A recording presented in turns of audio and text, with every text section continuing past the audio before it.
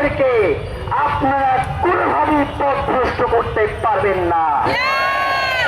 আমার যে সকল ভাইয়েরা রয়েছেন এখানে, আমরা জানি যে অনেকে ওসমান ভাইয়ের সাথে বিভিন্ন প্রোগ্রামে আপনারা গিয়েছেন, ওসমান হাদির সাথে কণ্ঠে কণ্ঠ মিলিয়েছেন এবং আপনাদের যে কোনো লড়াইয়ে ওসমান হাদি পারতপক্ষে কোনোদিনও সংগতি প্রকাশ করেন নাই।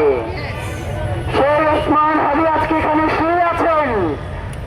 এখন আপনাদের উপরে ঋণ এসে পড়েছে। ওসমান হাদিকে যারা খুন করেছে তাদেরকে গ্রেফতার করে বিচারের মুখোমুখি করবার। যদি এই ঋণ পরিশোধ করতে না পারেন তাহলে শুধু ওসমান হাদি নয়, এই জমিনে আর অসংখ্য ওসমান হাদির রক্ত ঝরবে, তবুও বাংলাদেশকে এই দিল্লির তালিদারি থেকে আপনারা কোনদিন দূরে রাখতে পারবেন না। রক্ত কি প্রতিদিন দেবেন নাকি এই আন্দোলনের মধ্যে নিয়ে যেতে আত্মবিয়ার চাকরি দেবেন, সেটা আপনাদের সিদ্ধান্ত নিতে হবে।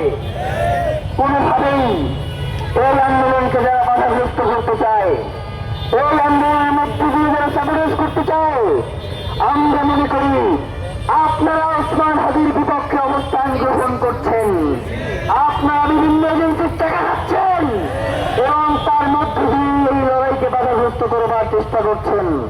প্রিয় ভাইয়েরা, আমরা যদি জানতে চাই আগামীকালকে আমরা এখানে অবরোধ করবো ইনশাআল্লাহ। পুরো বাংলাদেশ থেকে জনতা আসছে, তারা সকলের মধ্যে এই শাহবাগে এসে উপস্থিত হবে ইনশাআল্লাহ।